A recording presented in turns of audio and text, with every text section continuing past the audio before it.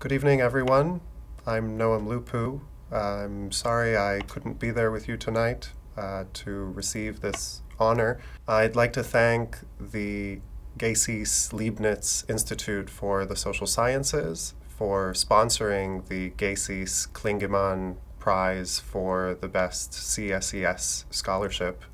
I'm truly delighted and honored to be this year's recipient of the award, and to thank also the nominating committee for their efforts and their hard work.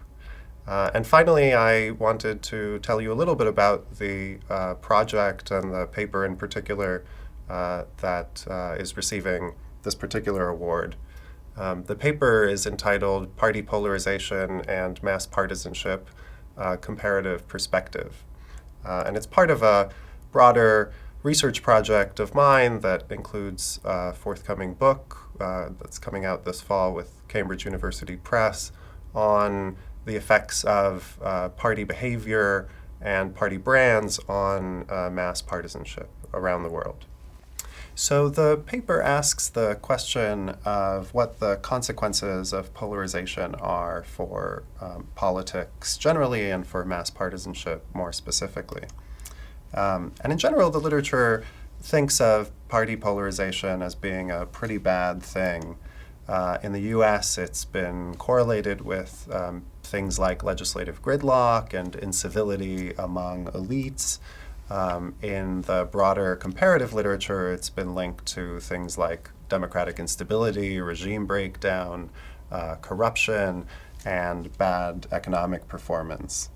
On the other hand, I think there are reasons to think about polarization as potentially having positive impacts. By polarizing, parties might clarify the differences between them and the brands that they have, and so that might clarify the choice that voters are being presented with. And as I'll argue, it might also solidify their attachments to these parties, and that might be something that we might want, particularly in sort of developing contexts where party competition is perhaps less stable. More generally, there's actually been fairly little attention to the relationship between polarization at the party or elite level and mass attitudes and perceptions. So I look a little bit at the theoretical literature and what theories of mass partisanship might tell us about the effects of polarization. Now, the work on polarization and partisanship in the US has mostly focused on an argument about salience. That is, that polarization makes parties as an object salient to people, and that's what generates partisanship. But this would not have an implication for how perceptions of polarization affect individual level partisanship. On the other hand, we could look at the theories of, or sort of the canonical theories of mass partisanship. So beginning with the social identity theory, if you think that the way people form attachments to political parties is by thinking about these stereotypes they have, then polarization should increase those attachments or increase the prevalence of those attachments in the electorate by differentiating one party prototype from another party prototype. People should have a clearer idea of which party is the one that is sort of most resembles them.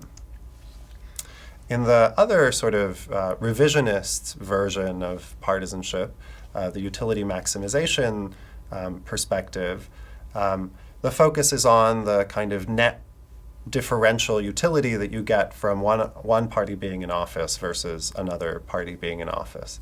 And so polarization should increase that net differential. You sort of get more from your party and less from the other party. And so that should increase attachments. So under sort of both theories of mass partisanship, we would expect party polarization to increase or intensify attachments. Now, I should say that all of this is sort of subject to the all else equal caveat. I'm not sort of thinking about dynamic polarization, that is what happens when parties move over time away from each other. I'm thinking about comparing a voter in a system where the parties are more polarized to a system where the parties are less polarized, but with a sort of equal distance to a particular party that voter identifies with. So in the empirics here, I kind of try to tackle three different questions. So the first and the sort of most basic general question is whether party polarization is associated with higher levels of mass partisanship. The second question is whether voters actually or citizens actually register that polarization. That is, do they actually notice when parties are more polarized? Do they actually notice that the parties are more polarized? So that's an important sort of part of the mechanism behind the theory. And then finally, do individuals who then perceive more polarization among the parties become more partisan? So I look at two data sets. Obviously, the first one is the CSES data, looking at the first three modules. And then in addition to that, I look over time in the American National Election Study over 17 surveys. And I want to measure party polarization, and so I need some kind of measure of party positions. And I use a couple of different versions here. One is to use the average placement by the actual CSES respondents of each party to measure the polarization in the system. And another is to use the experts or the CSES collaborators when they fill out their placement of each of the parties. And then in the US, I actually look at DW nominate scores, the actual sort of policy positions of each of the parties based on the legislative behavior of their members in Congress. In addition, I also want to measure perceived polarization, and so here again I can do a couple of different things. Within each individual survey respondent, I can measure the distance between their placements of the different parties, or I can look at how they respond to questions about whether there are differences between the parties, and so that's a question that's regularly asked in the ANES and was also asked in one of the modules of the CSES. So I estimate a series of multi-level models. Obviously, these are the structure of the data is such that we have individuals nested within country years. And there's a series of control variables at the country level and then a series of control variables at the individual level. At the country level, I control for party age. You could imagine that the older, this is the average party age within the system, and you could imagine that systems with older parties, which we might take to be a proxy for how institutionalized the party system is, you could imagine that in those systems you might see more partisanship and perhaps more or less polarization, and so we would want to control for that potential effect. The effective number of parties, again, you could imagine that more fragmentation might generate more polarization.